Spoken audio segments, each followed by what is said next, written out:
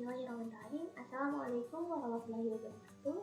Perkenalkan, nama saya Korea Tenik Masa Sabila dengan NIM 1307 6B1029. Saya dari Prodi Kimia B angkatan 2021. Di sini saya akan menjelaskan mengenai praktikum fermentasi tape ketan putih yang telah saya lakukan. Dan video ini juga dibuat untuk memenuhi penugasan mata kuliah biologi umum dengan dosen pengampu mata kuliahnya yaitu Ibu Dr. Elsa Lisanti, MSc. Nah, masuk ke bagian selanjutnya. Di sini ada beberapa bagian yang akan dijelaskan pada video ini. Masuk yang pertama yaitu bagian pendahuluan yang berisikan mengenai latar belakang dan juga tujuan dari percobaan. Latar belakang yang mendasari praktikum ini yaitu makanan merupakan sumber nutrisi. Ya, nutrisi itu ada karbohidrat, lemak, protein, vitamin, mineral, dan juga air yang sangat-sangat diperlukan untuk mencukupi gizi pada tubuh manusia demi menjaga kelangsungan hidupnya. Namun beberapa komponen gizi ada yang malah berbalik menyelam jika tidak diolah dengan baik. Maka ada salah satu teknik pengolahan yang dapat dilakukan agar makanan tetap memiliki kandungan gizi yang baik bahkan lebih, yaitu dengan melakukan proses fermentasi. Tape ketan merupakan salah satu produk fermentasi yang sangat banyak dijumpai di Indonesia. Nah, produk makanan yang mengalami fermentasi ini biasanya mempunyai nilai gizi yang lebih tinggi daripada bahan asalnya. Lalu tujuan dari percobaan ini yaitu mempelajari proses fermentasi alkohol menggunakan pembuatan tape ketan.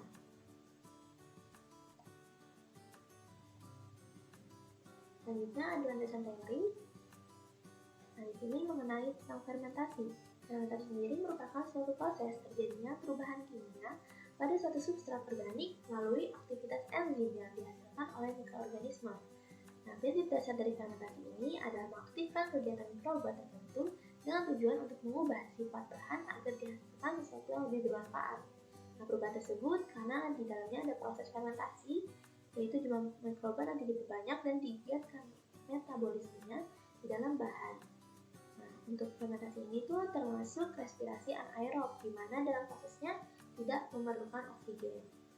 Nantinya gula akan diubah menjadi asam pirufat, kemudian asetaldehida dan akhirnya menjadi alkohol. Nah, di sini bisa berupa etanol atau metanol dan juga asam laktat. Maka dari itu fermentasi dibagi menjadi dua, yaitu ada fermentasi asam laktat dan juga fermentasi alkohol.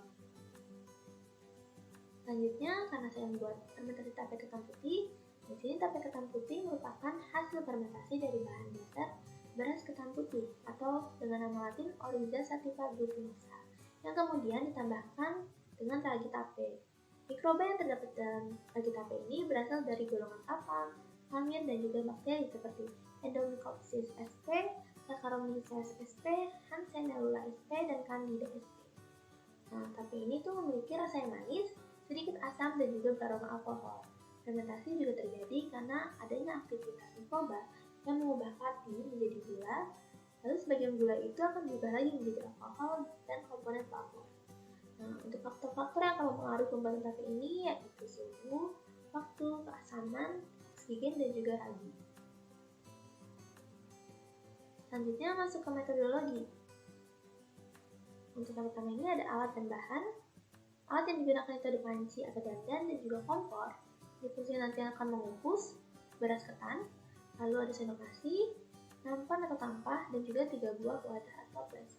Mengapa digunakan 3 buah? Karena nanti dalam parameter penghitungannya kita akan hitung sampai 3 hari fermentasi, dan nanti untuk yang wadah pertama akan dibuka pada hari pertama setelah diberi lagi, lalu yang wadah kedua akan dibuka di hari kedua setelah diberi lagi, dan juga yang wadah ketiga akan dibuka setelah 3 hari pemberian lagi.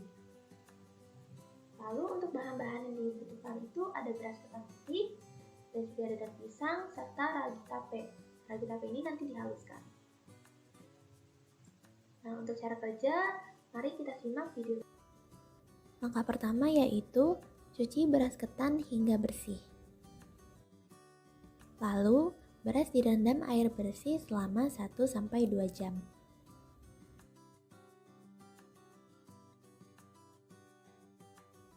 Lalu, kukus beras ketan hingga matang.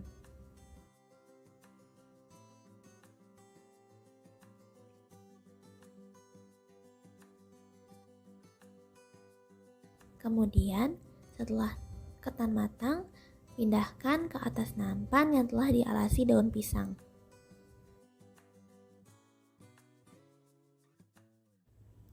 Beras ketan ditunggu hingga dingin. Untuk mempercepat proses pendinginannya ini bisa sambil dikipas-kipasi. Sambil menunggu ketan dingin, bisa sambil menghaluskan ragi tapai yang akan ditaburi di atas ketan. Setelah ketan dingin, kemudian taburi ragi yang tadi telah dihaluskan ke atas ketan. Nantinya mikroba yang ada di dalam ragi ini yang akan membantu proses fermentasi. Setelah ditaburi, aduk supaya ragi merata pada ketan.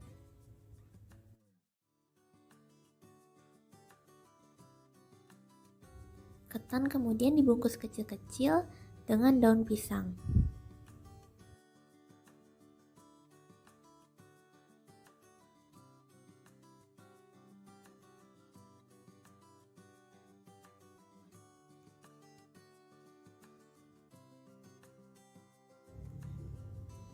Kemudian, masukkan ke dalam wadah kering dan bersih. Untuk pengamatan ini ditempatkan menjadi 3 wadah yang berbeda.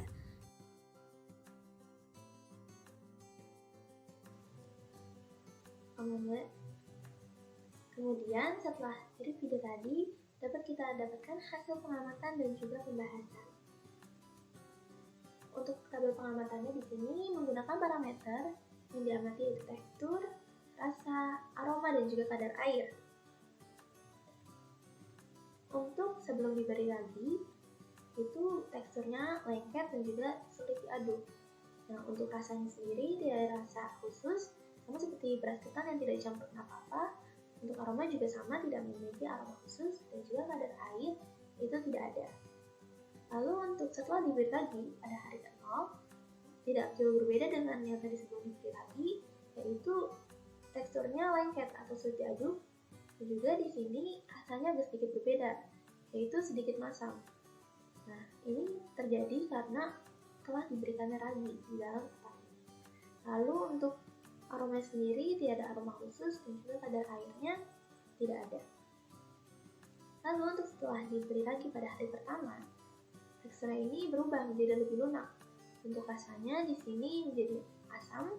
Sebenarnya asam ini tuh bisa jadi terjadi karena wadah yang digunakan tidak tertutup rapat, sehingga fermentasi di sini melibatkan oksigen. Padahal fermentasi tersebut harusnya dalam lingkungan kondisi yang anaerob. Nah, lalu untuk aromanya sendiri beraroma alkohol seperti wangi khas tape, dan juga untuk kadar air yang ada itu cukup banyak. Lalu untuk hari kedua setelah diberi lagi, yaitu didapatkan teksturnya itu lebih lunak dibanding sebelumnya, dan juga rasanya itu manis, namun sedikit asam. Nah, di sini untuk aromanya sendiri itu alkohol, namun tidak sekuat pada hari pertama, dan juga untuk kadar air itu lumayan banyak. Lalu untuk hari ketiga yaitu hari terakhir, dalam pengamatan itu teksturnya didapati lebih lunak lagi. Lalu untuk rasanya sendiri manis, namun sedikit asam, tapi asam di sini tuh tidak terlalu mengganggu. Dan juga untuk alkoholnya ini, untuk aromanya sendiri kayak wangi alkohol atau wangi khas tape, dan juga untuk kadar air itu banyak. Nah, lalu masuk ke pembahasannya. Sini kita melakukan fermentasi. Fermentasi merupakan suatu proses terjadinya perubahan kimia pada suatu substrat organik melalui aktivitas enzim yang dihasilkan oleh mikroorganisme. Nah, dari fermentasi ini telah didapatkan ketan putih dengan tekstur lunak, berair, rasanya manis, sedikit asam, dan juga terdapat aroma alkohol atau aroma khas HP, dan juga warna yang didapati itu warna putih kekuningan dan juga mengkilap. Nah, dalam proses fermentasi sendiri, ketan mendapatkan bantuan dari mikroorganisme yang ada pada ragi tape. Nah, mikroorganisme ini nanti bekerja untuk memecahkan amilum atau pati dari beras ketan menjadi gula, dan beberapa gula ini diuraikan lagi menjadi alkohol, sehingga itu yang membuat rasa ketan menjadi manis namun sedikit asam dan juga beraroma alkohol.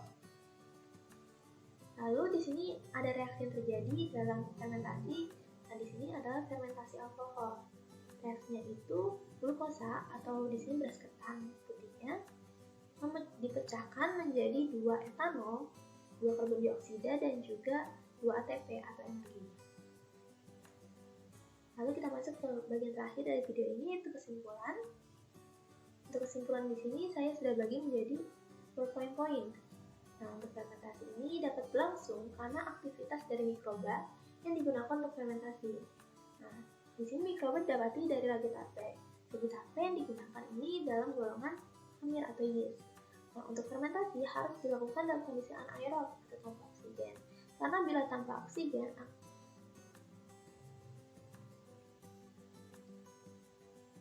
kesimpulan di sini, fermentasi dapat berlangsung karena aktivitas dari mikroba yang digunakan untuk fermentasi.